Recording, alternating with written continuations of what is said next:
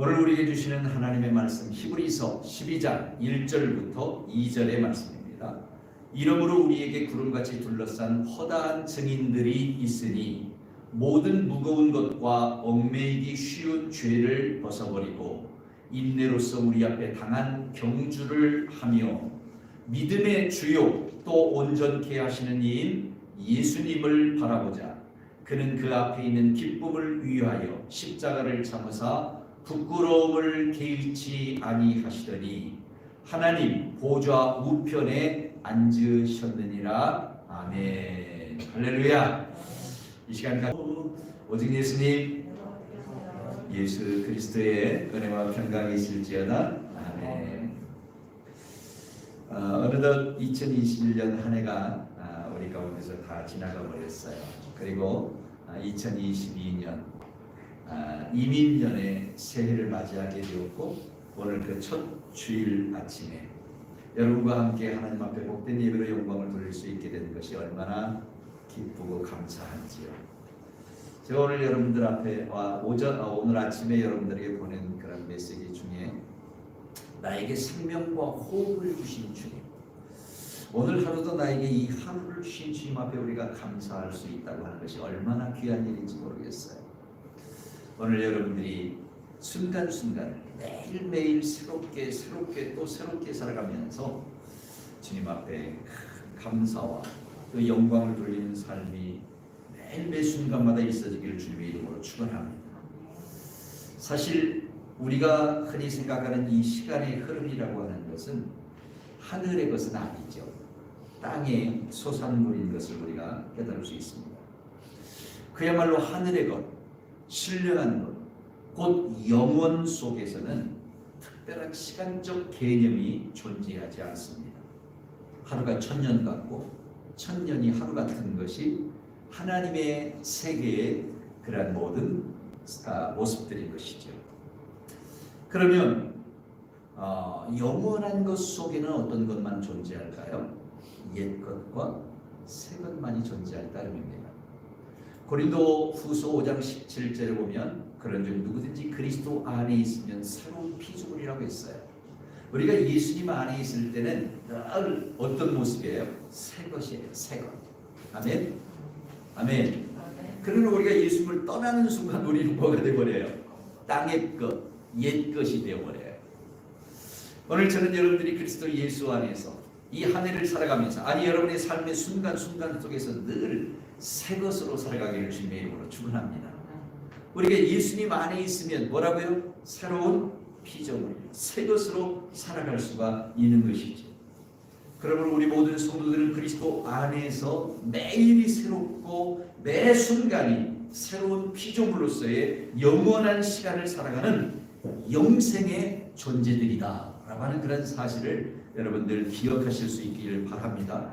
그리고 오늘도 내일도 우리가 살아가는 매 순간순간을 이 새날을 향해서 달려가는 그런 믿음의 삶, 그야말로 믿음의 삶을 살아낼 수 있는 그런 하나님의 사람들로 오늘 여러분들이 살아갈 수 있기를 먼저 주님의 이름으로 축원을 드립니다. 할렐루야. 그래서 올 한 해는 우리가 표어를 이렇게 세웠어요. 믿음의 삶을 살아내자. 어떻게 하자고요? 믿음의 삶을 살아내자. 믿음의 삶을 살아내자. 오늘 우리가 그리스도 안에서 이 믿음의 삶을 살아낼 때에 내 삶은 순간순간이 늘 새로운 삶이에요. 새로운 피조물 된 삶이에요. 자, 그렇다고 한다면 이 믿음이란 도대체 무엇일까요? 오늘 히브리서 12장 2절은 이렇게 말씀합니다. 믿음의 주요 또 온전케 하시는 이인 예수님을 바라보자. 이렇게 표현해요. 개역 개정성경에 번역되어진 말씀이죠. 예수님은 믿음의 뭐라고요? 주인이시라고요. 또 이 믿음을 어떻게 하신 분이라고요? 온전하게 하신 분이다. 이런 표현이에요. 다른 번역 성경을 보면 이렇게도 번역이 되어져 있어요. 우리의 믿음의 창시자요 또 완성자이신 예수님을 바라보자. 여기서 믿음의 주 또는 창시자라고 하는 이 말은 헬라어로는 아르케고스라는 말이에요. 이 아르케고스라는 말은 무엇을 처음 시작한다 이런 의미가 있고 또 통치자 이런 의미도 있어요.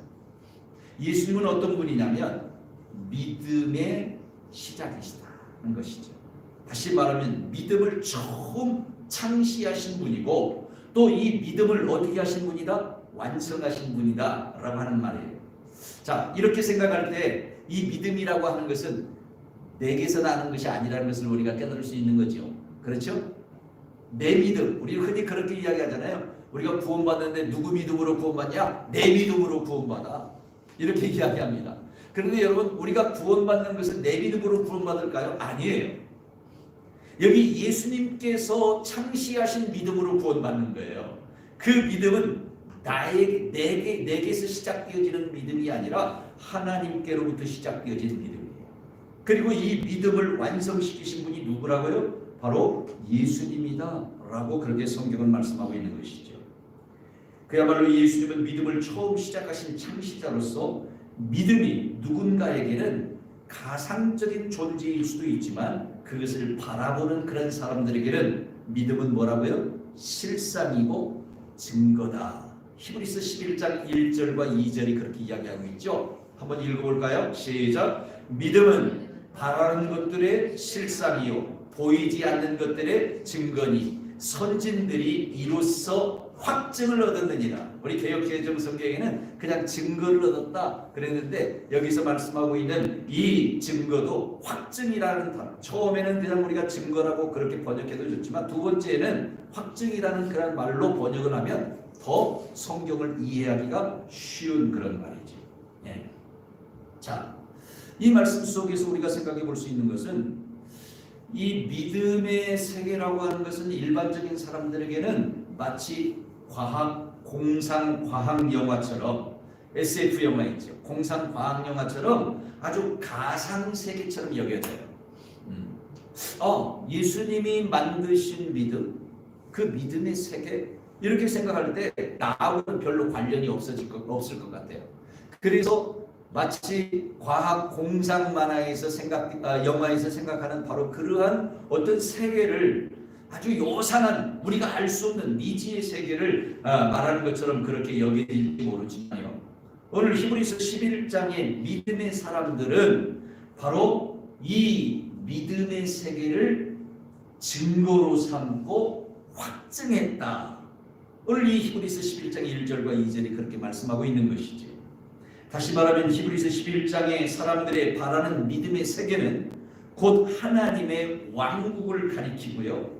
그들은 그것을 그들의 삶의 마지막 여정, 곧 삶의 목적지로 삼고 확증시키며 살아갔다라고 하는 바로 그런 사실이에요.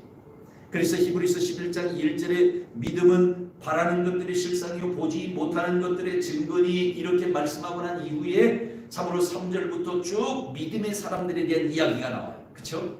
한 사람 한 사람의 믿음의 사람들에 대한 이야기가 나오는데 그들의 믿음의 모든 여정, 그 여정의 끝에는 다 무엇이 있냐면 하나님의 왕국이 있어요.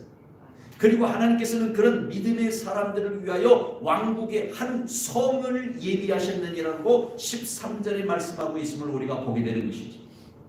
다시 말하면 믿음의 사람들 이렇게 이야기하니까 또 이상하네요. 믿음의 사람들이라는 것보다는 영어 표현으로 by faith, 믿음에 의하여, 믿음을 따라 이런 표현이에요. 믿음의 사람들은 믿음을 따라간 사람들이에요. 다시 말하면 하나님의 왕국 계획을 따라간 사람들이고 그것들을 따라간 사람들의 저 마지막 목적지에 뭐가 있더라? 하나님의 왕국이 존재하는 사실이에요. 그래서 오늘 우리가 가지는 믿음은 오늘 내가 뭔가를 이루고자 하는 어떤 확신, 어떤 신념 이런 것을 의미하는 것이 아니라 하나님께로부터 나에게 주어진 선물, 하나님께서 나에게 주신 그런 아름다운 세계, 그것이 곧 어떤 세계라고요? 하나님 왕국의 세계고 우리는 그 왕국을 바라는 대로 실상으로 내 삶 속에 다가오며 내가 그 왕국을 지금 내 눈으로는 볼 수 없는 그런 세계이지만 분명히 내 삶 속에 뭘로 나타나요? 증거로 나타나고 우리는 그 왕국의 삶을 이 땅에서 살아냄을 통하여 많은 사람들에게 이 왕국이 존재함을 확증시키는 이 믿음을 확정시키는 그런 하나님의 사람들로 살아가게 된다는 사실을 성경은 우리에게 말씀하고 있습니다. 그러면 하나님께로부터 오는 믿음, 이 믿음의 결과는 뭘까요? 이 믿음의 결과 하니까 좀 말이 좀 어려울 것 같아요. 그래서 이렇게 풀이할 수 있어요. 다시 말하면 하나님의 믿음이 내 믿음으로 옮겨올 때 나타나는 결과가 뭐냐는 거죠. 하나님의 믿음이 누구의 믿음으로? 내 안에 믿음으로 옮겨올 때 나타나는 결과. 또 우리가 하나님의 계획, 하나님의 믿음 안으로 들어갈 때 나타나는 이런 결과. 뭐 같은 말이기도 하지만 더 분명한 것은 하나님의 믿음이 내 안에 들어올 때 우리에게 어떤 결과가 나타나는 거죠. 그 나타나는 결과에 대해서 성경은 세 가지로 이야기해요. 그 첫 번째로는 구원의 역사가 일어나요. 아멘. 아멘. 여러분이 하나님의 왕국을 여러분의 삶에 받아들이고 그 왕국의 삶을 누리며 살아갈 때에 우리에게 나타나는 결과가 있는데 바로 구원의 결과예요. 이 구원이라고 하는 것은 뭐라고 했어요? 모든 죄와 그리고 사망과 심판의 문제를 해결받는 것을 구원이라고 했어요. 그렇다고 한다면 여러분 우리가 믿음의 삶을 이루어 나가며 믿음의 사람이 되어질 때에 하나님의 믿음 속으로 오늘 우리들이 뛰어 들어가게 될 때에 그 하나님께로부터는 구원의 역사가 우리 가운데 임하게 되는데 우리에게 첫째로 어떤 문제가 해결돼요? 죄의 문제가 해결돼요. 또 죽음의 문제가 해결돼요. 그리고 심판의 문제가 해결되어져요. 아멘. 이런 문제가 해결되어짐으로 자연스럽게 우리에게 찾아오는 역사가 뭐냐면 구원이에요. 그리고 그 구원의 놀라운 결과로 인해서 우리는 뭐가 돼요? 하나님의 자녀가 되어지는 것이죠. 에베소 2장 8절과 9절을 보면 너희가 그 은혜를 인하여 믿음으로 말미암아 구원을 받았다. 믿음으로 말미암아 구원을 받았나니 이것이 너희에게서 난 것이 아니요 하나님의 선물이라. 하나님께서 우리에게 믿음의 선물을 주실 때 우리는 그 믿음의 결과로 구원이라는 축복을 누리게 되고 그 구원, 주님의 믿음이 내 안에 들어오고 내가 그 믿음을 영접하게 될 때에 어떤 역사가 일어나요? 요한복음 1장 12절을 보니까 영접하는 자 곧 그 이름을 믿는 자, 믿음의 창시자이신 이 예수님의 이름을 믿는 자들에게는 하나님의 자녀가 되는 권세를 주신다. 할렐루야. 오늘 우리가 구원받고 하나님의 자녀가 되었음을 여러분 믿으시기를 주님의 이름으로 축원합니다. 믿음의 두 번째 결과는 바로 뭐냐면 영생입니다. 영생. 하나님의 자녀가 된 여러분과 저에게 주시는 영원한 생명의 축복이 오늘 우리 가운데 임하고 있음을 여러분 기억하실 수 있기를 바랍니다. 단순하게 우리가 예수님을 믿음으로 예수 그리스도 안에 있는 생명이 내 안으로 옮겨와지고 끝나는 것이 아니라 이 생명이 나로 하여금 영원히 살게 한다. 영원한 생명을 주님께서 우리에게 선물로 주신다는 바로 그런 사실이죠. 오늘 하나님 왕국의 믿음을 가지고 살아가는 여러분들에게 이 영생이 주어졌음을 믿으시기를 바랍니다. 요한복음 5장 24절에 보니까 믿는 자는 뭘 얻는다? 영생을 얻고 그랬어요.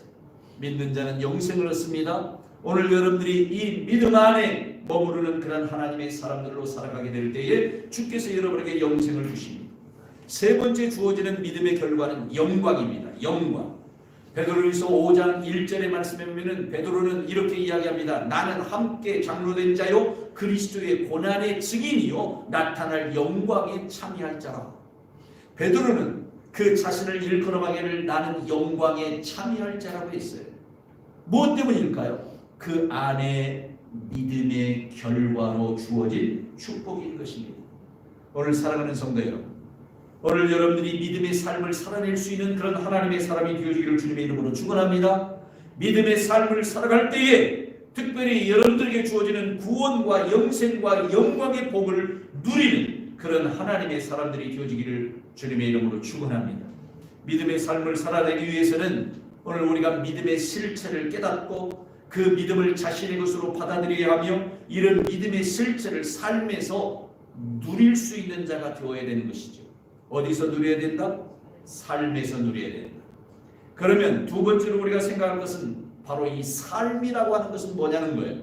첫 번째, 믿음이란 무엇인가? 두 번째로는 삶이란 무엇인가라는 거예요. 삶이란. 네. 믿음의 삶을 살아내자. 여러분 여기서 삶이라고 했을 때 이 삶은 계란이 아니에요. 삶은 계란이 아니라 삶은 뭐예요? 사람이 살아가는 모든 상태를 일컬어서 삶이라고 하죠. 예. 그래서 이 삶은 우리가 크게 두 가지로 이야기할 수 있어요. 하나는 자연적인 삶과 또 다른 하나는 초자연적인 삶을 이야기할 수 있습니다. 이 자연적인 삶은 헬라어로는 푸시케, 그냥 우리의 목숨이에요. 목숨. 다시 말하면 이 세상에서 태어나서부터 죽을 때까지의 우리의 목숨이 연명되지는 모든 순간을 일컬어서 뭐라고 한다? 자연적인 삶이라고 이야기한다. 이것을 다른 말로 표현하면 뭐라고 이야기해요? 인생이라고 표현해요. 인생은 뭐예요? 태어나면서부터 죽을 때까지의 여정, 이것을 뭐라고 해요? 인생이라고 이야기하잖아요. 두 번째로 이 자연적인 삶이 있는가 하면 여러분과 저에게는 어떤 삶이 또 있어요? 초자연적인 삶이 있다는 거죠.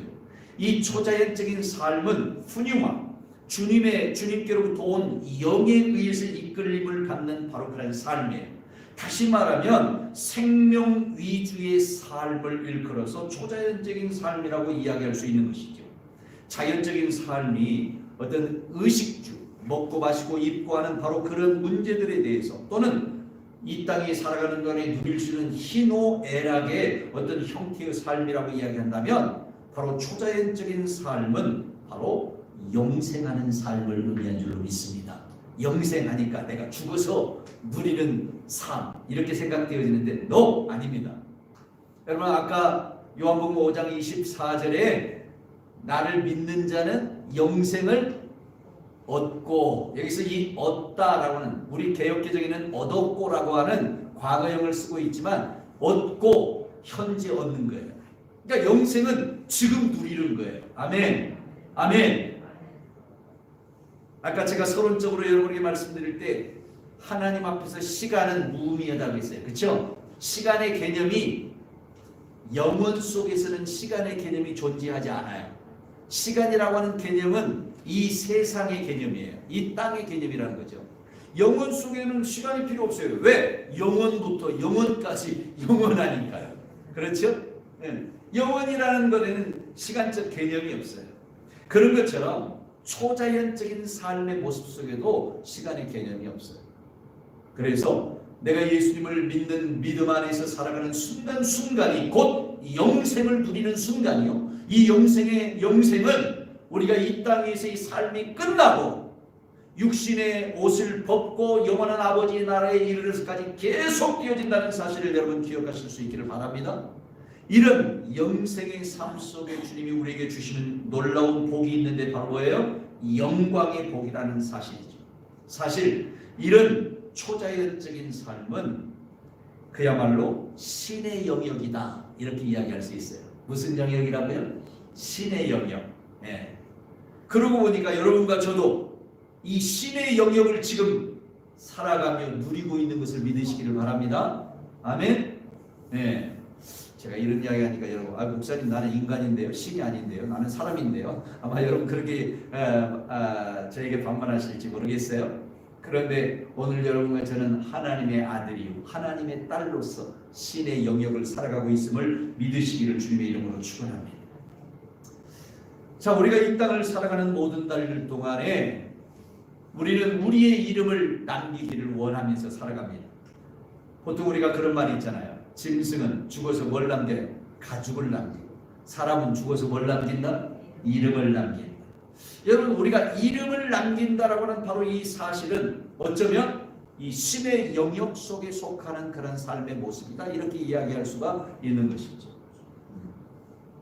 사람의 이름은요, 사람은 그 남겨진 이름으로 자신의 삶을 어떻게 해요?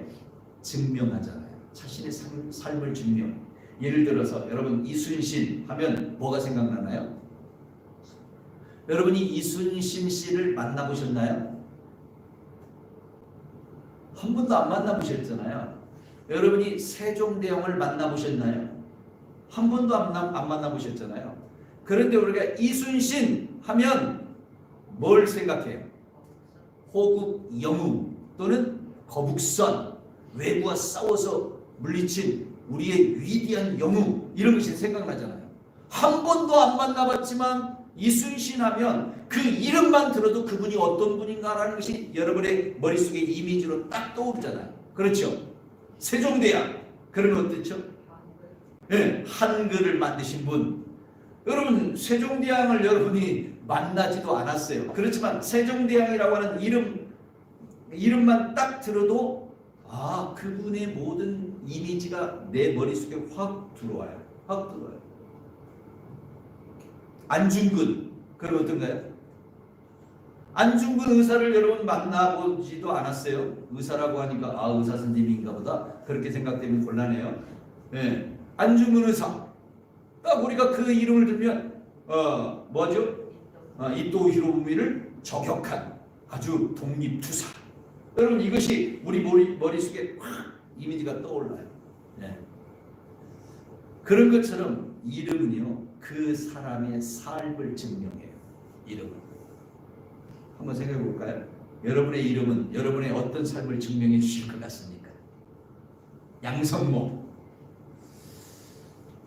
제가 이 세상을 떠나고 많은 시간이 흐르고 난 다음에 제 이름을 누군가 딱 들었을 때 그 사람은 하고 멍하고 그냥 안개처럼 뿌연하면 어때요?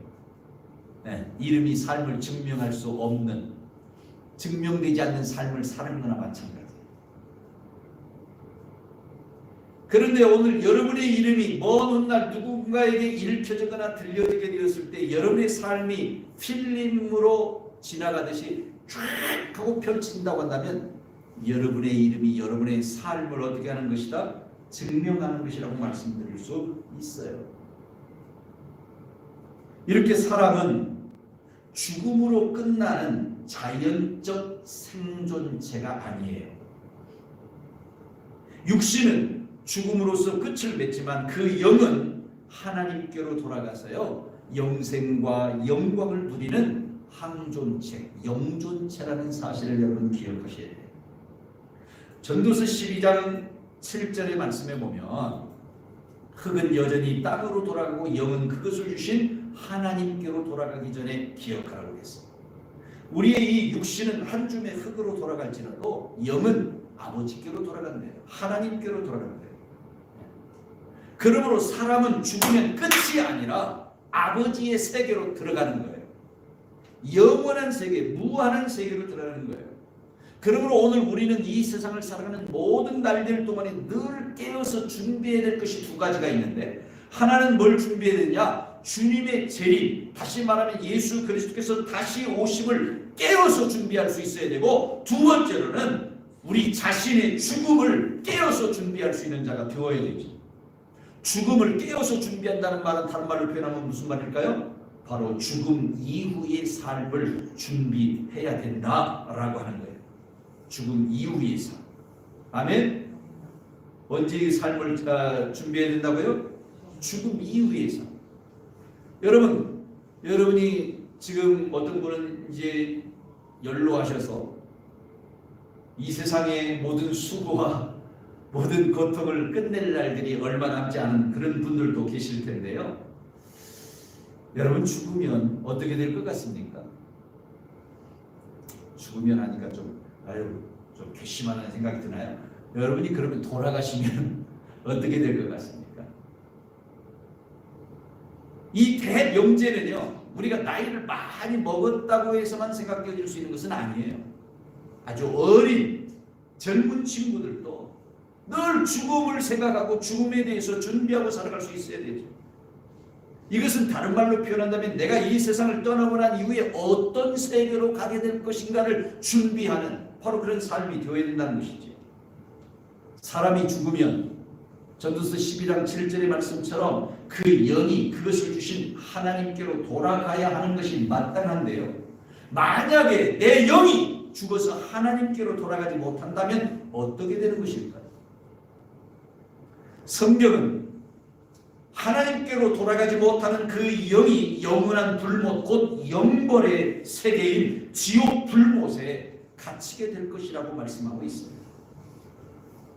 여러분, 오늘 우리가 이 땅을 살아가면서 믿음의 삶을 살아내야 하는 이유가 바로 여기에 있는 것이죠. 곧 믿음의 삶을 살아내는 사람은 믿음의 결과인, 아까 뭐라고요? 구원, 그리고 영생, 그리고 뭘 누린다고요? 영광을 누리게 되기 때문인 거예요. 그러므로 오늘 우리가 살아가고 있는 이 삶의 순간들 속에서 우리는 영생을 준비하는 자가 되어야 돼요. 하나님이 우리에게 이 땅에 인생을 주신 목적, 이유는 뭘까요? 하나님이 이 땅에서 여러분을 살게 하신 인생을 주신 이유가 뭘까요?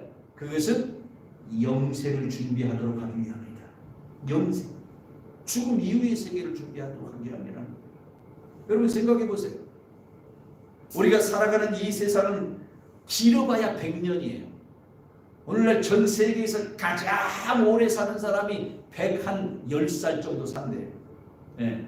그런데 대부분의 사람들은 70에서 80이면 다 인생이 끝나요.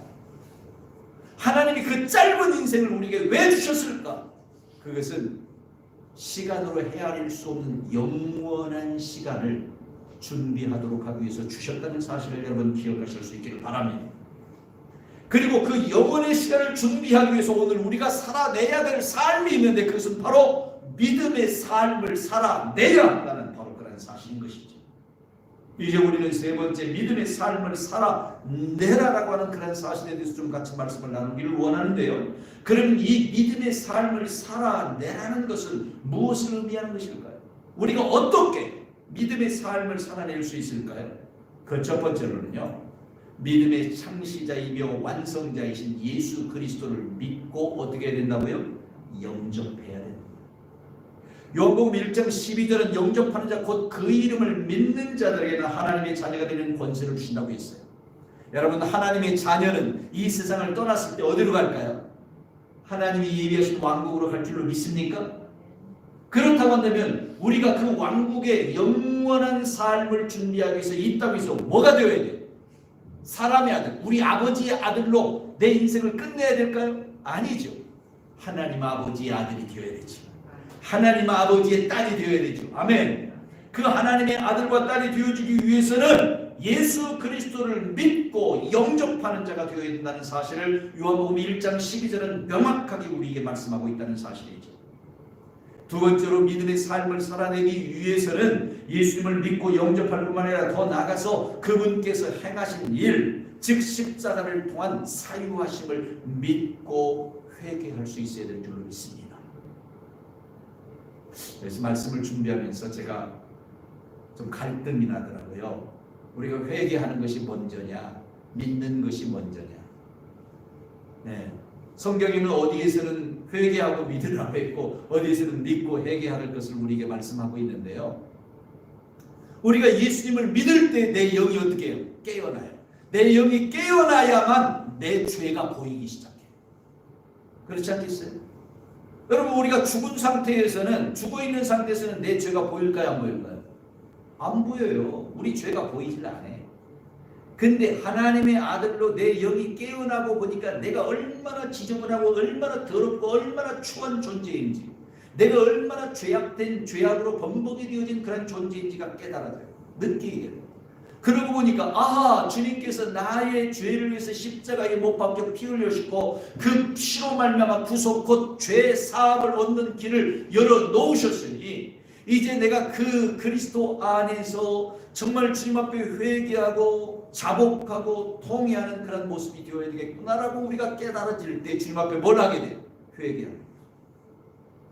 우리가 믿음의 삶을 살아내기 위해서는 예수님을 영접할 뿐만 아니라 더 나아가서 내 안에 있는 모든 죄를 하나하나 주님 앞에 고백하고 통회하는 자가 되어야 될 줄로 믿습니다. 저는 미쁘시고 의로사 우리 죄를 사하시니 모든 불의에서 우리를 깨끗게 하실 것이라고 말씀하셨던 요한일서 1장 9절의 말씀처럼 우리는 내 삶에 살아가는 모든 삶의 순간뿐만 아니라 주님을 알지 못했던 그 모든 죄악된 것들까지 철저하게 주님 앞에 내어놓고 주님, 내가 잘못했습니다. 내 죄를 용서하여 주시옵소서라고 회개하고 거룩함으로 다시 옷 입게 되질 때 믿음의 삶을 살아내는 그런 준비가 되어지는 것이죠. 누가복음 9장 23절에서는 아무든지 나를 따르거든 자기를 부인해야 된다. 여러분, 우리가 회개한다는 것은 뭘 의미할까요? 나를 부인하는 거예요. 부인하는 거예요. 믿음의 삶을 살아내기 위해서는 우리 자신을 먼저 부인할 수 있어야 돼요.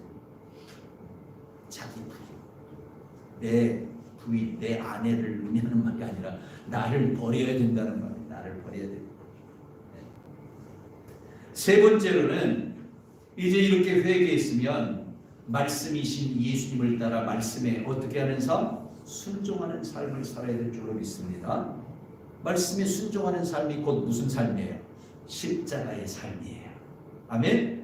누가복음 9장 23절에 아무든지 나를 따라오려거든 첫 번째로 뭐 한다고요? 자기를 부인하고 두 번째로 자기 십자가를 지고 그랬어요. 자기 십자가를 지고.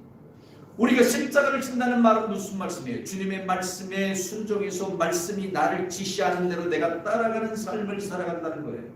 할렐루야. 오늘 여러분의 삶이 말씀에 순종하는 삶이 되어지기를 주님의 이름으로 축원합니다. 마지막 네 번째로 믿음의 삶을 살아내는 것이란 뭐냐? 바로 그리스도의 남은 고난을 성취하는 것이라는 것입니다. 그리스도의 남은 고난을 성취하는 것입니다. 이 부분에 대해서는 지난 수요일 저녁에도 우리가 같이 말씀을 나눴습니다마는 곧 오늘 내게 주어진 복음을 전파하는 것이죠. 이것이 누가복음 9장 23절에서 말씀하고 있는 자기 십자가를 지고 나를 따르는 삶이에요. 나를 따르는 삶. 주님을 따르는 삶. 주님을 어떻게 따라요? 복음을 전하면서 따르는 거예요. 이제 내 삶은 내 삶이 아니라 주님의 삶이 되었으니 주님이 원하시는, 주님이 전하시고자 원하셨던, 주님께서 행하시고자, 주님께서 하시고자 하셨던 그 일들을 이제 내가 남은 고난을 내 몸에 채워서 그 일들을 행하겠습니다라고 고백하며 살아가는 것이 곧 믿음의 삶을 살아내는 오늘 우리들의 삶이라는 사실을 여러분 기억하십시오. 그리스도의 남은 고난에 대해서 잠깐 더 말씀드리면 골로새서 1장 24절의 말씀에 보면 나는 이제 너희를 위하여 받는 괴로움을 기뻐하고 그리스도의 남은 고난을 그의 몸된 교회를 위하여 내 육체에 채우라고 했어요. 바울은 골로새 교회에 보내는 편지 속에서 그리스도의 남은 고난을 그의 몸된 교회를 위하여 내 육체에 채운다. 여러분, 우리가 생각해야 할 것이 예수님이 고난이 아직 남아있을까요? 어때요? 예수님이 아직도 고난받을 것이 있을까요? 이런 의미가 아닙니다. 그리스도의 남은 고난. 예수님께서 왜 이 세상에 오셨어요? 고난받기 위해서 오셨어요. 왜 고난받으셔야 했죠? 우리들의 죄를 용서하시고 오늘 우리로 하나님 나라의 백성으로 살아갈 수 있도록 하기 위해서 고난받으셨어요. 그 주님의 십자가의 고난은 2000년 전에 끝이 났어요. 아멘. 하지만 오늘날에도 아직 그 고난의 결과인 예수 믿는 사람들, 예수님을 믿고 하늘 왕국의 삶을 살아야 될 그런 많은 사람들이 아직도 그러하지 못한 상태로 살아가고 있어요. 다시 말하면 구원받지 못한 사람들이 아직도 여전히 있다는 사실. 예수님은 우리를 구원시키기 위해서 고난을 당하셨는데 아직도 이 세상에는 구원받지 못한 많은 사람들이 있다는 거예요. 바울은 그 고난받지 못하는 사람들을 위해서 이제 내가 그리스도의 남은 고난, 그 고난의 그 어떤 목적대로 내가 이제는 그들에게 복음을 전하면서 고난을 받겠다라고 그는 그렇게 고백하고 있는 거예요. 그리스도의 남은 고난을 내 몸에 채운다는 말은 몸된 교회에 채운다라고 하는 바로 이 말은 예수 믿지 않는 사람들에게 복음을 열심히 전하고 그 복음 전도를 통해서 그들을 구원해내어 하나님의 집, 하나님의 몸된 교회를 채워가는 일들을 내가 하겠다. 이것이 바울의 고백인 것이죠. 이 세상에는 아직도 구원받아야 될 수많은 사람들이 있어요.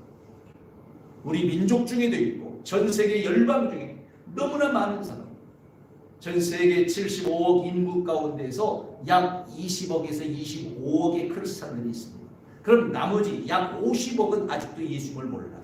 예수님을 믿지 않는 사람들. 50억이라는 수많은 영혼들이 주님을 알지 못하는 상태에서 지금도 지옥을 향해서 달려가고 있어요. 그들에게 복음을 전하고 그들을 그리스도 안으로 인도하는 것은 오늘 우리에게 주어진 그리스도의 남은 고난이라는 사실이에요. 그러므로 이 2022년도 여러분들 주변에 아직도 예수님을 믿어야 될, 구원받아야 되는 그런 영혼들이 있다면 그들에게 복음을 전하는 것이 여러분들이 그리스도의 남은 고난에 동참하는 방법이라는 사실을 여러분 기억하실 수 있기를 바랍니다. 그리고 우리가 이런 아름다운 삶을 살아나가게 될 때에 곧 나는 믿음의 삶을 살아내는 자가 되어줄 수 있는 거예요. 믿음의 삶을 살아내라. 어떻게 살아내야 된다고요? 첫 번째로 예수님을 믿고 영접해야 된다고 했어요. 두 번째는 우리의 모든 죄악된 것들을 주님 앞에 고백하고 회개해야 된다고 했어요. 세 번째는 말씀에 순종해야 된다고 했어요. 마지막 네 번째는 그리스도의 남은 고난을 성취하기 위해서 오늘 우리들이 전력을 다하여 복음을 전하는 자들이 되어야 된다.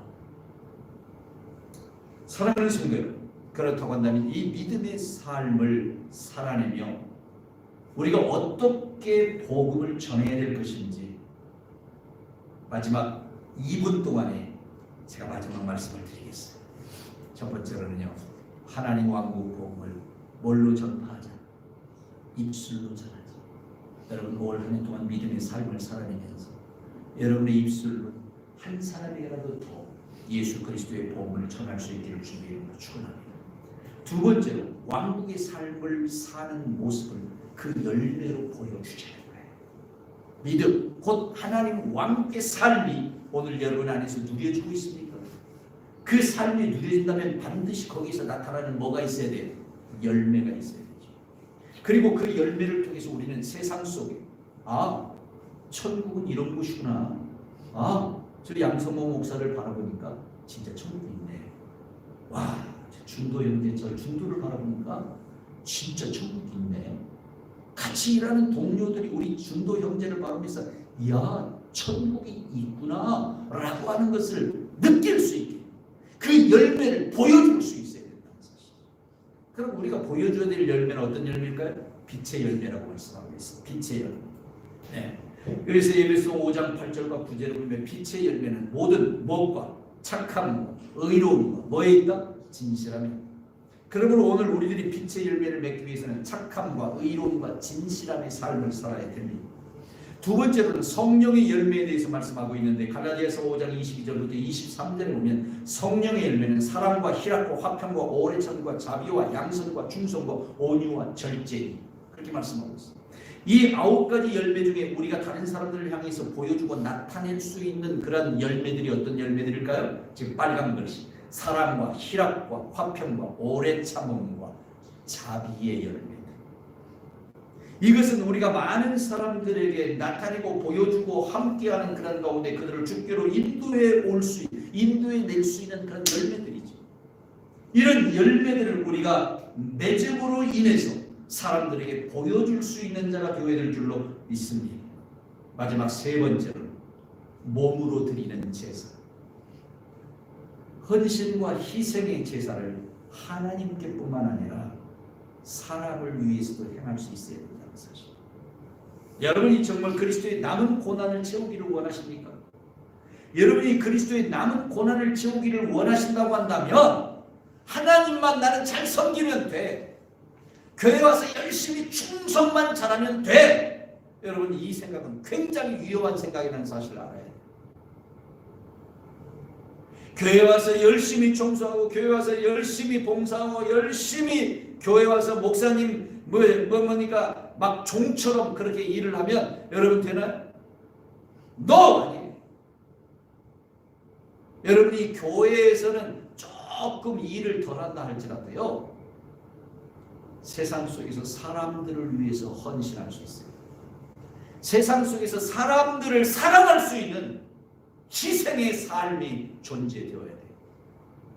이럴 때 우리가 우리의 몸으로 하나님이 받으실 만한 거룩한 산 제사, 곧 영적 예배를 드리는 하나님의 사람이 되어줄 수 있는 거예요. 교회에 와서 여러분들이 봉사하고 헌신하는 것은 요만큼이라면 이 눈곱만큼 요만큼이라면 여러분이 세상 속에서 다른 사람들, 믿지 않는, 특별히 믿지 않는 사람들을 위해서 봉사하고 헌신하고 희생하는 바로 이런 삶을 행하는 이 일들이 전체가 될 수 있어요. 그럴 때 그들이 그 열매를 보고 주님께로 돌아오는 그런 아름다운 역사가 일어나게 될 줄로 믿습니다. 사랑하는 성도 여러분, 믿음의 삶을 살아내는 올 한 해가 되어지기를 주님 이름으로 축원합니다. 믿음이란 나에게서 나는 것이 아니라 주님께로부터 오는 것이라고 했습니다. 그 믿음의 결과로 구원과 영생과 영광의 아름다운 축복을 주께서 우리에게 주신다고 약속하셨습니다. 그 믿음의 삶을 살아내기 위해서 우리는 이 땅 위에서의 인생의 시간을 주셨고 그 인생을 통해서 영생을 준비할 수 있는 은혜를 주님께서 우리에게 주셨음을 믿으시기를 주님의 이름으로 축원합니다. 그리고 오늘 여러분들이 이 믿음의 삶을 살아내기 위해서 예수 그리스도를 여러분의 마음 가운데 모셔드리고 그 문 앞에서 우리의 허물과 죄악된 것들을 토설해내며 회개하고 이제 내가 주님의 말씀에 순종하며 살겠습니다라고 고백하실 수 있기를 바랍니다. 그리고 예수 그리스도께서 당하신 그 고난의 남은 부분들, 아니 아직 주님을 알지 못하는 사람들에게 주의 복음을 전하는 일들에 여러분이 헌신하실 수 있기를 바랍니다. 입술로 전파하십시오. 그리고 삶의 모습을 통해서 빛의 열매, 성령의 열매로 나타내 보여주실 수 있기를 바랍니다. 그리고 더 나아가서 여러분의 삶으로 드리는 제사, 곧 영적 예배를 통해서 많은 영혼들을 주께로 인도해 갈 수 있는 오늘 저와 여러분들이 되어지기를, 그러므로 믿음의 삶을 오늘도 살아내고 내일도 살아내고 한 달 후에도 살아내고 1년 후에도 살아내고 여러분에게 주어진 인생의 모든 순간 동안 잘 살아내어서 아버지의 왕국에서 영광의 아름다운 은혜 가운데로 들어갈 수 있기를 주님의 이름으로 축원합니다. 기도하겠습니다. 참으로 좋으신 아버지 하나님 고맙고 감사합니다. 오늘도 우리에게 주신 귀한 말씀의 은혜들을 저희의 마음에 새기며 믿음의 삶을 살아내라, 믿음의 삶을 살아내라, 믿음의 삶을 살아내라, 주님의 명령인 것을 저희들이 이 한 해 동안 더